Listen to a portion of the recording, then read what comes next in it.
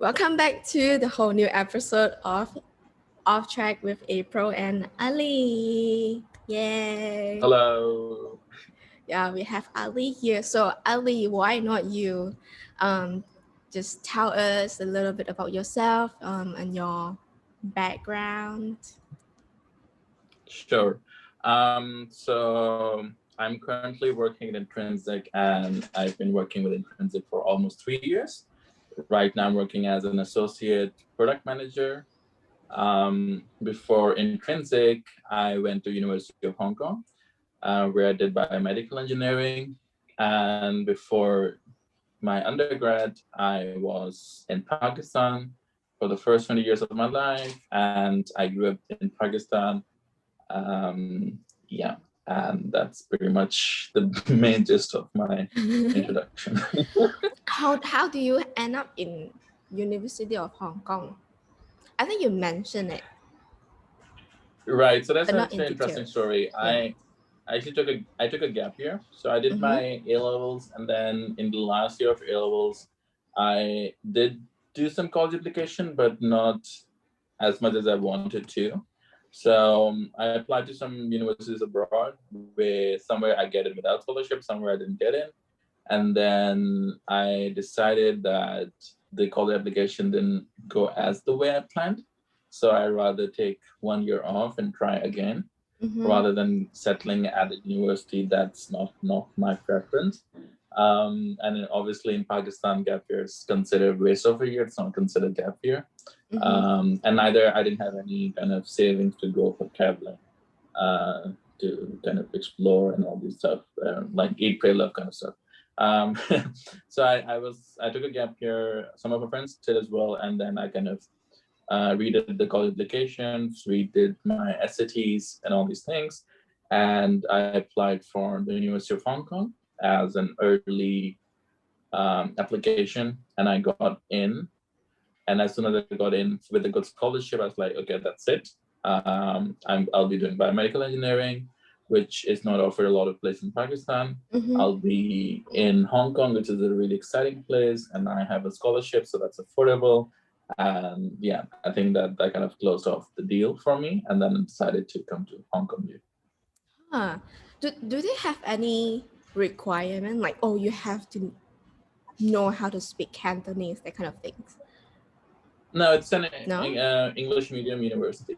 Cantonese is not the language of medium unless you're taking Cantonese class.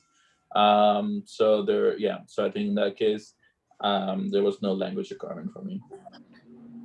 Can you just tell us a little bit more about your history or your story with Intrinsik, how everything begins?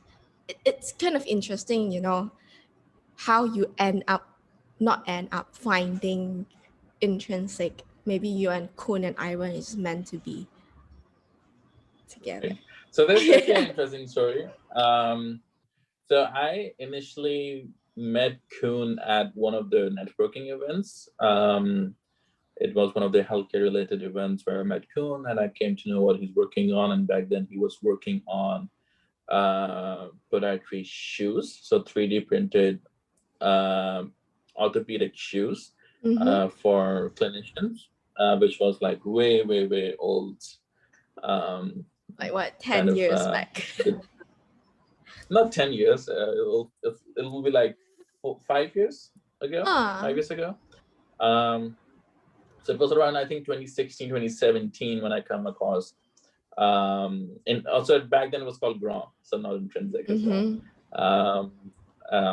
Right. So I came across him that, and then when I did my undergrad and I graduated, so I was looking for jobs in the biomedical space, but Hong Kong has a very limiting biomedical sector, where most of the jobs from GSK, from Medtronic, and all these pharmaceutical and medical device companies, it's only limited to sales and marketing, which requires Cantonese fluency at a professional level, which I clearly lacked. That was a major struggle for me.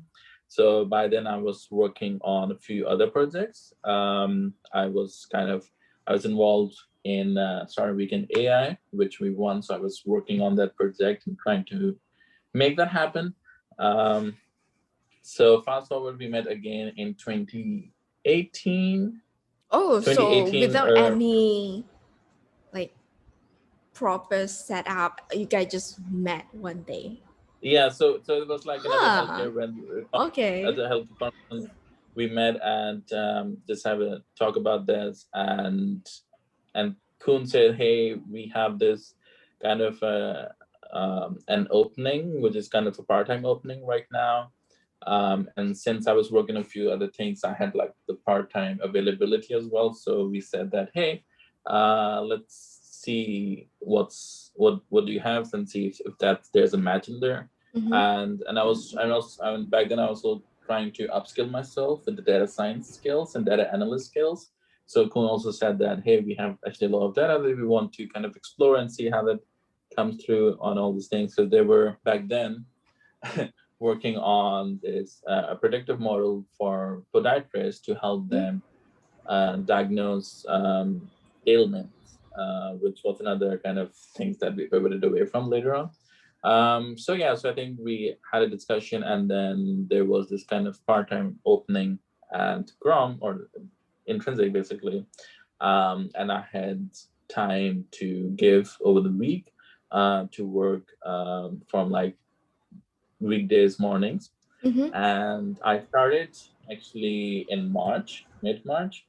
And I think so I started, and I was obviously initially I was helping out Ivan with operations, and kind of helping Kuhn with a bit of because he was busy with kind of setting up the pitch and fundraising and all these things. So there was like market research, there's operation, there was CS, customer service as well, and then there was some bit of data analysis here and there. So I was kind of like really helping them out with a lot of things, and in that Mm-hmm. process I was really learning how a team of like a small team is kind of really building something up. Mm-hmm. And back then we also only had the scanning at hello. My God.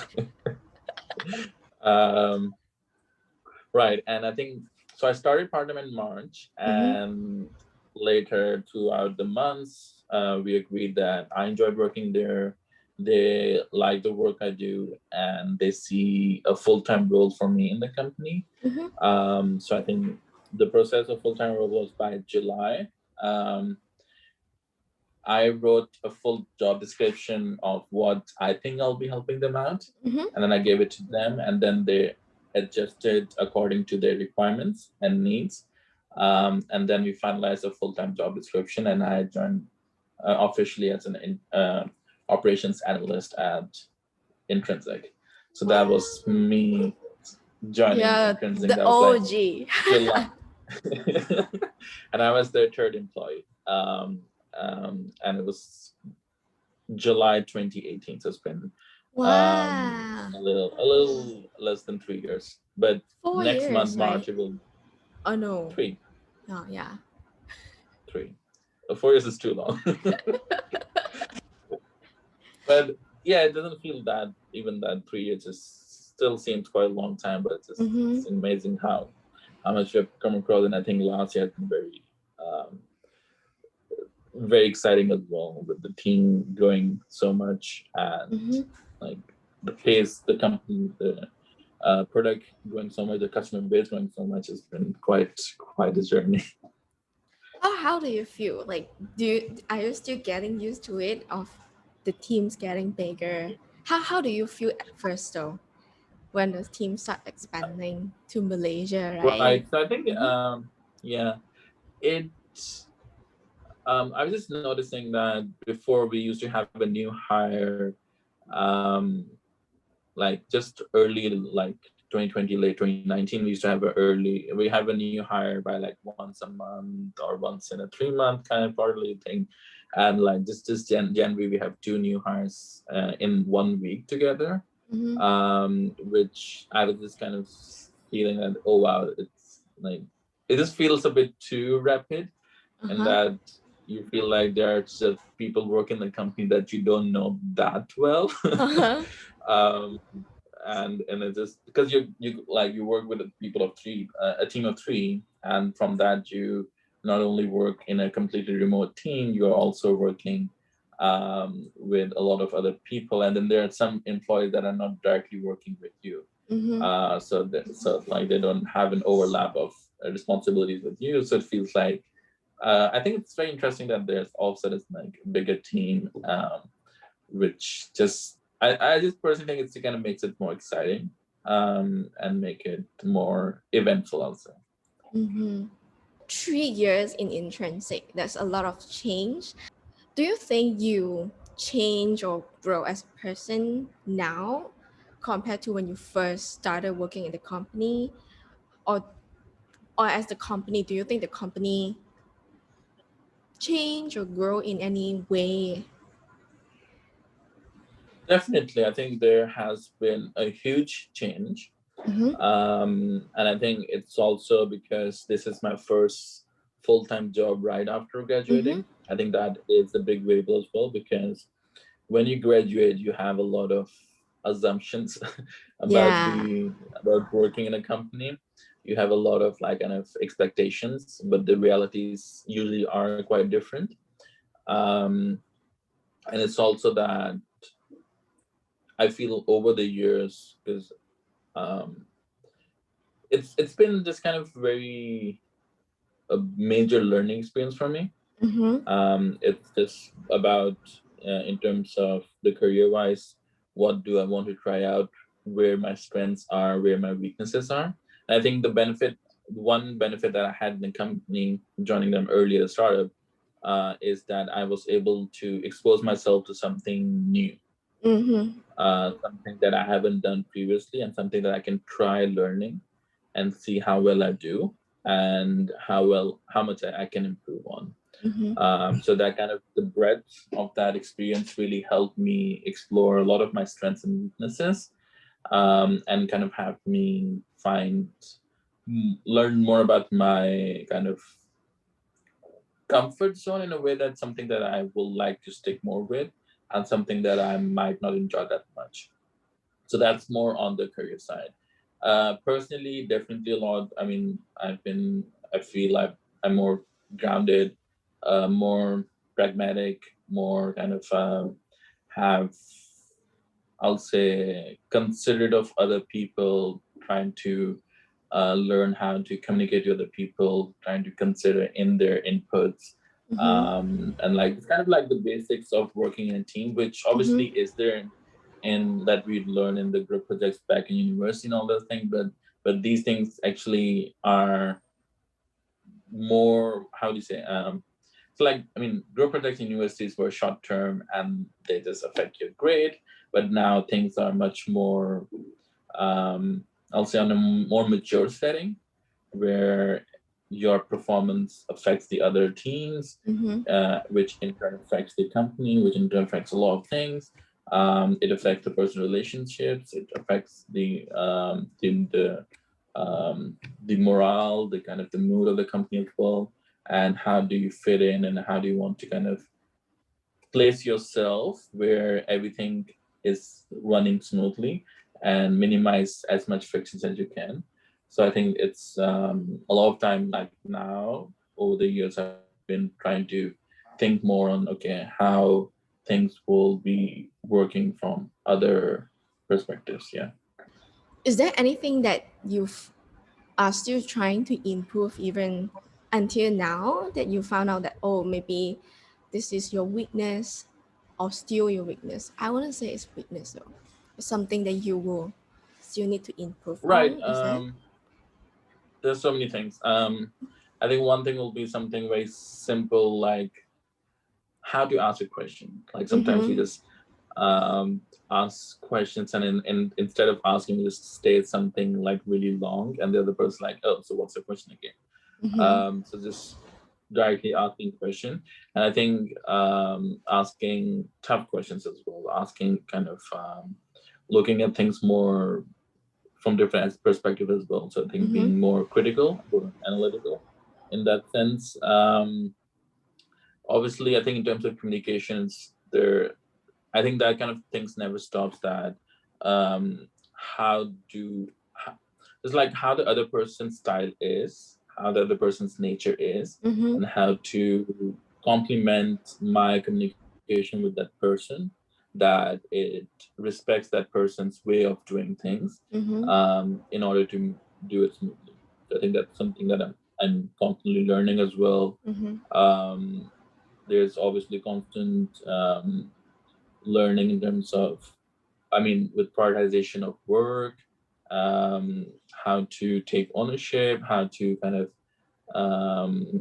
get things done, how to um, kind of manage expectations of other people, other teams as well. Because for a lot of different teams, they have a blind spots, which Mm-hmm. So let's say if I'm working in QA, I know a lot of things that are happening which other teams are not aware of.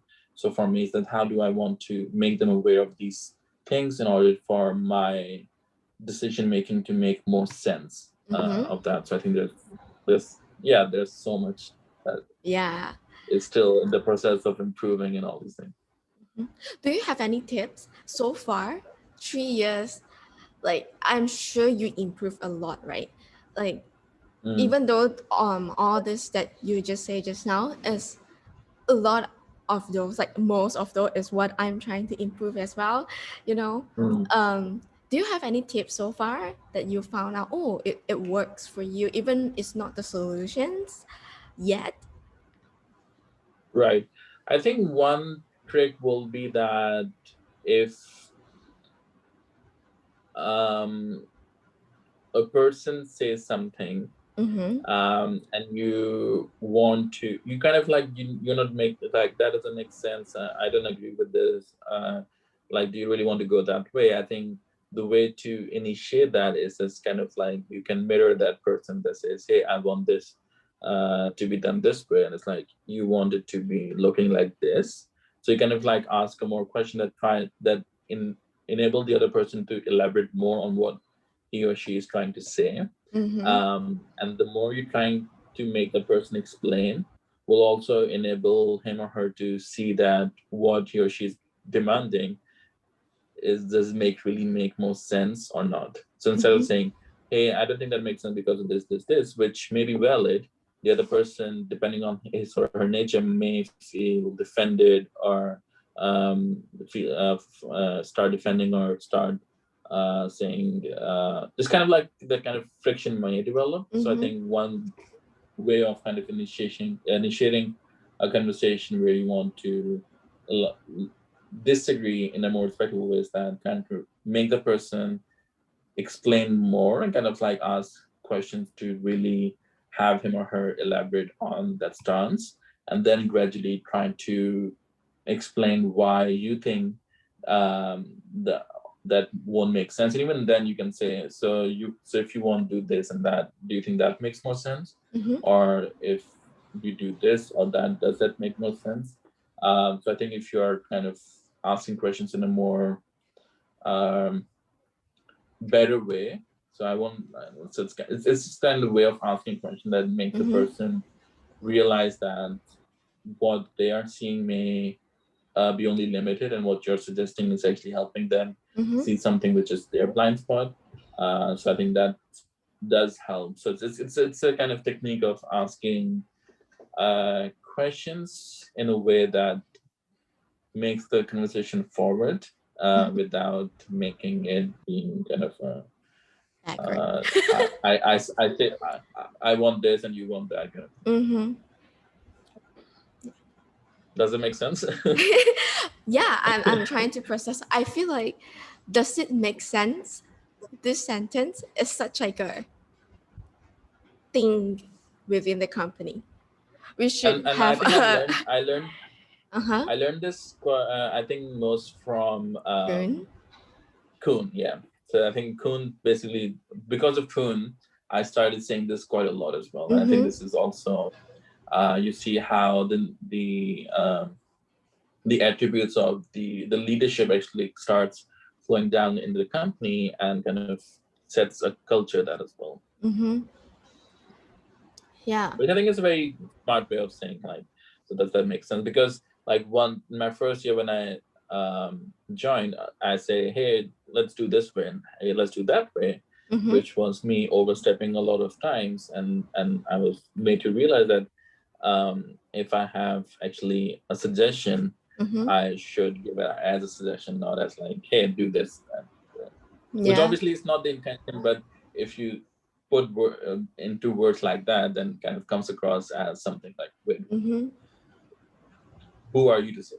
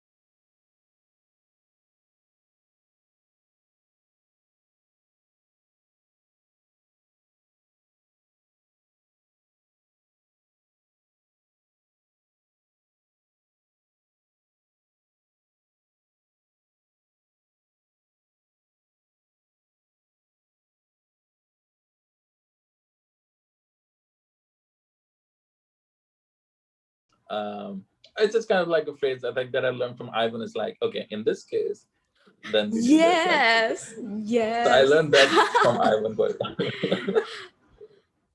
You should combine two of them. Like in this case, doesn't make sense.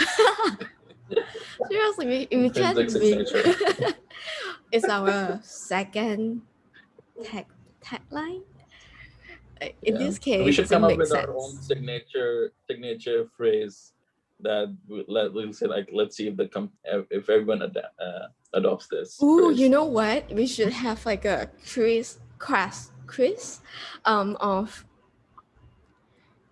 you put does it make sense, and people have to just say a name right away, and you see if people really associate their sentence with a person, Oh, that's actually interesting. Yeah, we right? should have that in a 50 and 15 Uh-huh. game. But I don't know, do everyone have a sentence like this? No, we need to kind of talk to them quite a lot to find Yeah. patterns in the speech. I mean, I worked with Code and Ivan for 3 years, so that's Mhm. easy for me to find out their most commonly used phrases. Do you think you have any? No. um, You're just Jeff. of my own, no, no. Mm-hmm. So Yeah, that's the one thing you have to improve on, is to come up with your own signature. tagline. Like cool Okay, doesn't make personal sense. branding. Yeah. Personal branding. Speaking of Jeff, Right. if people don't No know, one said about this at the moment. I did. Uh, Ali is super. I don't know if I should just edit a lot of memes and gifs here, but Ali is like the meme god of our company, right? Do you want to explain how this thing began? I I can't remember. Like in my memory, this thing is just suddenly blew off and it's your face everywhere in the Right. company chat Okay. room. So the one common company culture like is basically we use GIFs a lot in our Slack communication. and it's been since day one. When I joined, like they were using GIFs, and I enjoy GIFs, and I personally think GIFs are like the best mode of communication in today's world. It's the shortest visual, without an audio, that kind of sends a message, quite a lot of message, kind of gives a lot of meaning. So I feel like in just short amount of video clip, you can express so much, and I feel like this is quite an impressive mode of communication in the digital age. So I'm just generally impressed with GIFs. And it's also just taking the pop culture references, or just general culture references, and it's kind of making that kind of mainstream way of saying things. Right. So obviously at Intrinsik we use GIFs on daily basis. Some use much more than the others. But I came across this Reface app where you can put your face on anyone's face, right? So it's just like you have videos with the face and all these things. So, and it's been working really well because there's a lot of face swap, like Snapchat before Instagram, but those filters are always quite buggy. But with Reface app, the algorithm is much more accurate. So I found a way to put my face on GIF, and I was like, if I'm sharing so many GIFs, why don't I share GIFs with my face on them? So they are like my GIFs. You know And then what I is can do very anyone. interesting? I just suddenly remember, like you share one of the GIF to me, and I realized the GIF is looking a bit weird, but I didn't think much about it, right? I just thought, okay, maybe the GIF just look like this. And when you continue to send me the third one, I start to realize, wait, that thing look like Ali. Then that's when I start to be like, I love this. Yeah, a lot of people don't kind of um, commute that further. Like, oh, that's just a GIF, and they don't look at the face directly, right? And a lot of times, especially if it's a very different face, if it's like a bearded face on a on a woman's Oh. body, then a lot of people are like, oh, that's not right. There's something wrong with that. And that's where it's like, oh, is that your face on it? And it's like, yeah, that's my face. But it's fun. I think it's nice to have. So that can be my signature, my personal, like a GIF with my face on them. That's my style, signature style. But you have to put it in a sentence, right? You cannot just be like GIF, GIF, GIF, GIF, GIF, GIF. GIF.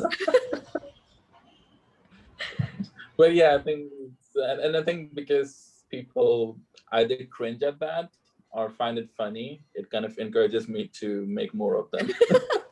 Okay, I'm definitely the encouraged one. No, if people cringe at that, it kind of also makes me that kind of, oh, Want to you do don't it like it, more? let me share more. Let me make you cringe more at it. Is that, yeah? So I'm the youngest one in the family, so I'm kind of that annoying one that just keeps irritating. So that kind of is a reason why I'm like irritating people with my face GIFs now. So resume, hobby, irritate people with GIF. Personalized GIFs, yeah. You know, there's a lot of time when I talk to you, it's like work. A lot of time is about work and stuff, right? It's not much of time where we really talk to each other after work, just to connect and chit chat about stuff.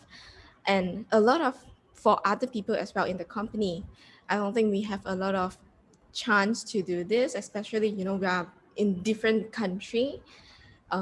It's so hard for us to just meet up and have the time to clear up the time to just chit chat. So, what do you think is one of the things that people misunderstand about you the most? Not the most. It can be anything. Well, Do you have anything? it's a hard question because for that I need to know what people assume about me. Uh huh. Um, and And I don't know what people think about me, because like I think with for instance with the entire Malaysia team, I haven't had the opportunity to work in an office yet, except for Chen. So Uh, right, Generally. I think growing up, um, since I was the youngest, people always assume that I'm not that critical. I don't have a lot of value to say, or like if they're talking about more societal issues or some like major topics, then since I'm the youngest, I don't have any input. But I feel like that's not the case. And I think growing like over the years as well, I've been quite vocal about a lot of issues that I like to talk about. And you come across people who actually don't want to talk about a lot of things. So I think a lot of times, like since I'm kind of that, I have that goofy kind of sense to my personality a lot of times. Like if I'm like, communicating all these things, people assume that I don't know. I think it was more. Sorry for this construction up there. There was, I think, growing up, it was much more that in within the family, the social circle back then. Is it loud there? I don't know this construction. It's a Sorry. little bit. I, But it's I okay. had Yeah. no idea. Okay, so yeah, so growing up is just that people just like, oh, you're the kid, just it's okay, you don't know, you don't know this, you don't so that kind of irritates me, and maybe that also encouraged me to be more have more opinions about more major kind of issues and be more kind of informed about a lot of things that happen and be more vocal about that. It happened in kind of good ways, right? It kind of shape who you are right now. So yeah, I think that's good though. Um, who do you think have the biggest influence in your life? It can be family members, it can be people at work or people in university. Right. So I don't have like particular role models in life. Like it's like, oh, I look at that person. Because I feel like it's like an entire person cannot be this perfect example of who you want to be, because there are always like some flaws, something you don't agree with, and something that really impresses you. So I think in terms of influence, obviously growing up, my parents are the biggest influence, and by that it means both positive and negative. Like I see them do things that like, oh, that's nice of them to do, and they're kind of like really part of my upbringing, and I see them doing something like, oh, that I won't be doing that when I get old. uh, and then that's also part of my upbringing. So I think that does count as the biggest influence. Um, right. Uh, the biggest. I Yeah. couldn't think of any person who is the biggest. I think everyone has this contribution towards it, but there's no one person that just takes the lead. It's hard to, or that person is not coming to my mind, which means there is no person. But otherwise, I will have been quick to answer that question. So I think it's always it's a contribution from every individual I come across in life. That they have an influence, and a lot of people just are just random there. So that some people don't even have a single influence on me, but it's fine. There's a lot of noise out there. But yeah, I think I've come across a lot of people that have learned through them, um, which has kind of contributed to the influence on me in that sense.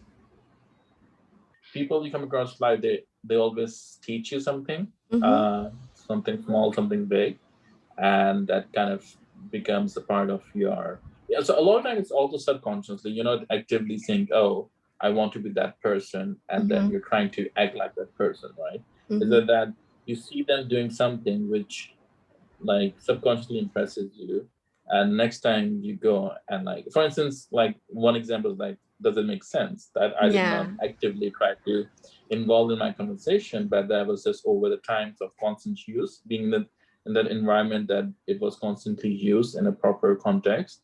I started to integrate more in my way of communication without me realizing it.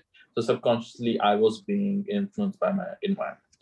So, and that's why I think it's like everywhere. It's the emphasis on environment is so much there, because which your environment really kind of defines you, and a lot of times you don't have you cannot rely completely on your willpower to do decision making, because most of your decision making are the because of the influence of the environment you're in. You know, just now you say you apply to GSK, right? So Yeah. are you expecting doing more of like lab work in GSK, or what kind of things? No, so in university I did lab work for a year. So I was Mm-hmm. working as a research assistant in tissue engineering lab. Mm-hmm. But after doing that year long research, I felt like I don't want to be in a laboratory setting for my career. I Mm-hmm. want to go outside of academia, and I want to be more involved in translating like research in markets and making commercializing research, or basically getting products out in the market. So I feel like Mm-hmm. I wanted to have that connection to see the work that I'm doing is helping out people in market right in front of my eyes, rather than being kind of working as like in a research in a laboratory, which doesn't have a direct connection with the market there. And it really, Mm-hmm. it's like you're like a small research that's like part of the really big research, which most of the time doesn't really have a lot of value, or that doesn't translate into a technology that is that can be applied out in the market. So yeah. So do you think that what you are doing right now is more towards what you just described of what you want to do? I think there, yes, there is that sense of um, them helping out clinicians there Mm-hmm. in at Intrinsik, and I think we have seen that it has helping out orthopedic like podiatrists over the years, and it's good to see that. And now with the dental, we're seeing like how it's adding so much value to their workflow, Mm-hmm. which at the end is not like directly disrupting the dental industry right straight away, but it's just making um, their life easier. And I think for me, what's interesting here is that okay, I'm not getting the cure of Alzheimer's out in the market, obviously, but I'm still working on a product that is used by a professional in a work Mm-hmm. setting that is helping their work, the daily work. So like that's for me, it's something that um, I find exciting at Intrinsik. Mm-hmm. Yeah, I find it quite interesting of building stuff that people use. It's like you it's kind of like a product, right? It's like this, you develop this and people are using it, and same to a website. You just feel like, oh, I make this and people are using it. Yeah, It's like a proud mom's parents moment. it feels fulfilling. I'll say it's like Yeah. because it's kind of your project, you kind of have that attachment to it, Mm-hmm. and when you see other people using it and their use is in a way of validating it, Mm-hmm. then you feel good that you have done something which is of value. So I think at the end we are looking for value in our work. Mm-hmm. Can you describe yourself? How will you describe yourself as a kid? As a kid, I was well behaved, very well behaved. Really? I don't Um, think so. Based on what you I told was me earlier.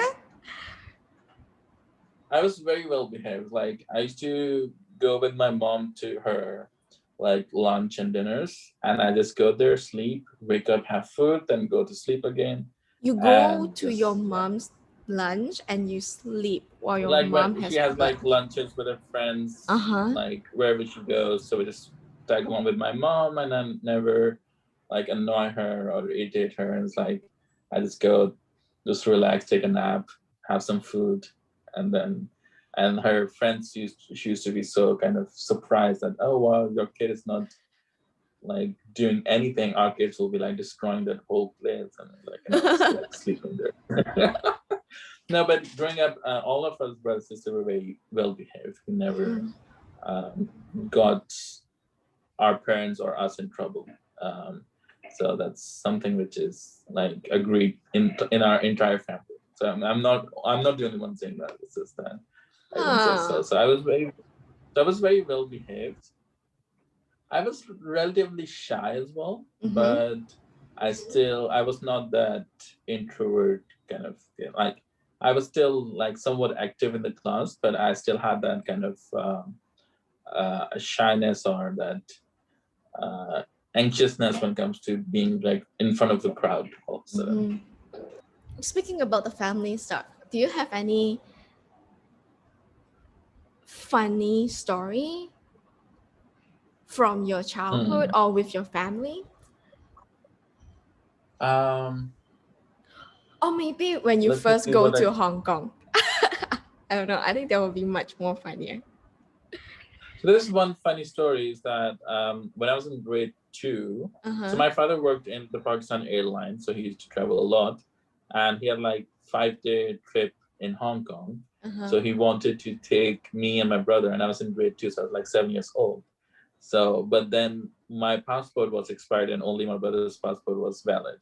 So he could only take my brother. So I was like 7 years old, and I saw my brother travel to Hong Kong. I was so pissed off. Uh-huh. I was like miserable. Like I want to go. I want to go.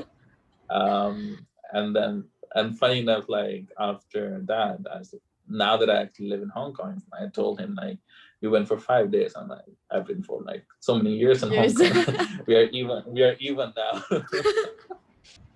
Ooh. Right. Speaking of that, if you will have a chance to interview, okay, any celebrity in your channel, okay, alive or dead, right? Also can. Mm. Who will you say you will want to interview and why? Mm. Can be You only can one say person. April. It can be many. So can be a celebrity, right? Mm-hmm. It can be anyone. It doesn't have to be like Mm. celebrity. You know what I mean? So one person that I can interview, Mm-hmm. anyone who's alive or dead. Mm-hmm.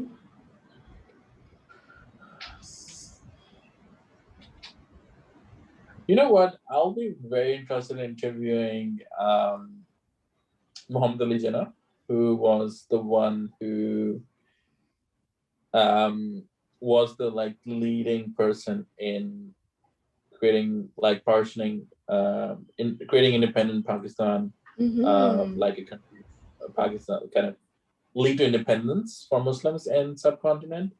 And I think what will be really interested is that what I'll be really interested to know is what his perspective is on a lot of issues in society, which because the thing is right now we perceive him and then it relate that, oh, he will do this, he will think that, but I think we'll be really Mm-hmm. interested to see that how to what extent he agrees with the current culture in Pakistan we have, Mm-hmm. and how similar and how different it is from his vision. So it'll be really interested to kind of interview him, to talk more about his entire vision for what Pakistan he envisioned and what it is right now. So So something you'll find important.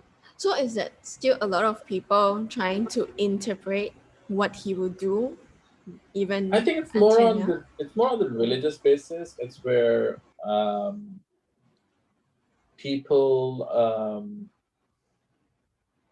associate a lot of perspectives to him, which may not be the case. Mm-hmm. So it is that with the rise in religion extremism, Mm-hmm. um, how it kind of aligns with the values that these leaders hold back in 47, right at the time of the partition, and if that is the true representation that we have here.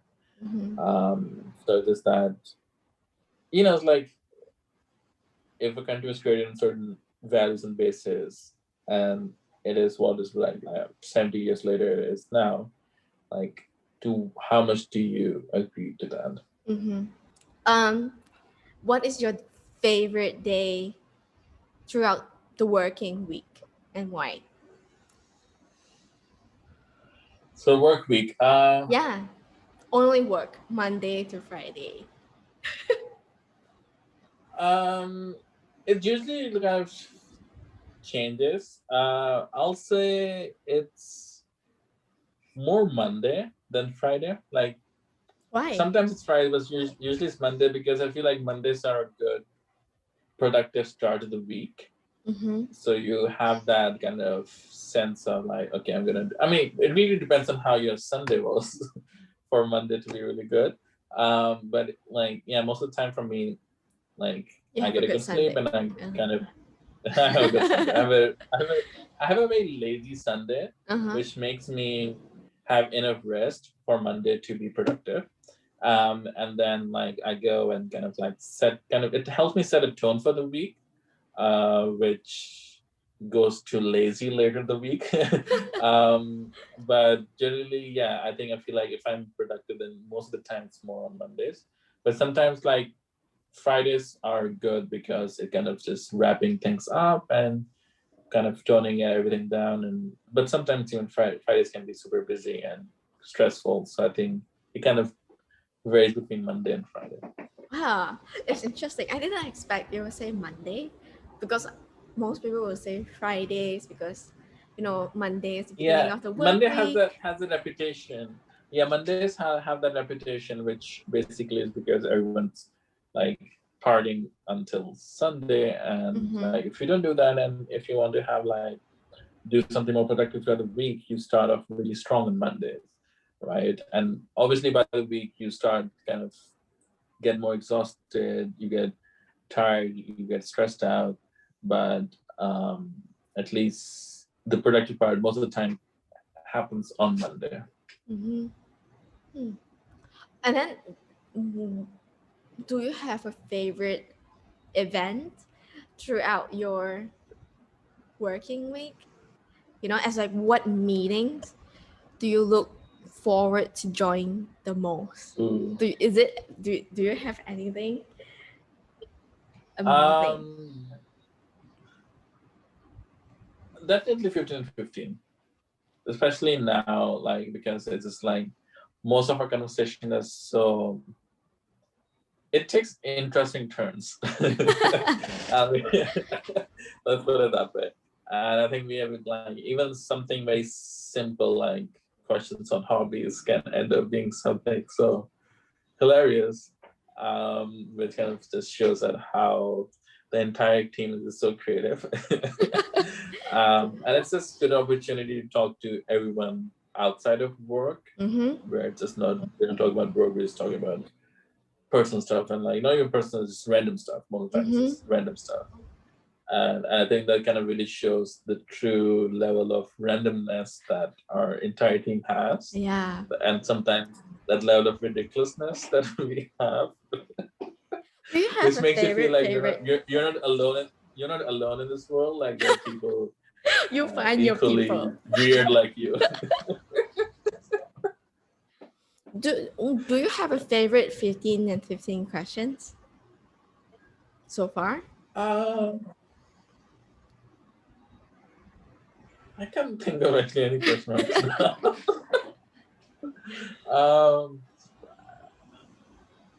What was that? Yeah, I can't think of any question that I really like as a question. I think it's most of the like, questions that is very basic on like interview the person you've done, or like you have a talk show and all these things, or you have like I think one question that was interesting was which animal would you like to would you like to see that which you haven't seen in person before? Why? Or Why do you like the What's your questions? favorite? What's your favorite animal? Because I feel like there's so many weird animals that I didn't know that everyone named during that meeting. I was Uh-huh. like, "What's that animal? I don't know this." And then I Google it. And super weird animal there. Like, Uh-huh. why does it even exist? Um, so yeah, so I think that was an interesting question. But I just feel like a lot of questions which are very simple as well. It's our talent that we just make it super interesting. So that's why it's basically the fun meeting of the week, which we have two. Awesome. Let's make it 3. Why stop at three? Yeah. Ooh, can you imagine if we have 15 and 15 every single day? Then we will run out of questions to us so fast. Yeah, true. And I think even now we are kind of repeating questions quite a lot now. But it's just that.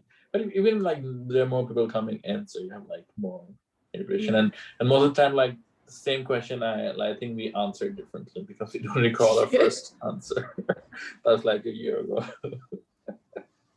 So, that's it for our off track with April and Ali today. Thank you, Ali, for joining the interview. It's very nice to talk to Yep, you. done. Let's do a second Likewise. episode, like a 2 hours Definitely. episode. We will see you guys on the next episode. Bye bye. Bye bye.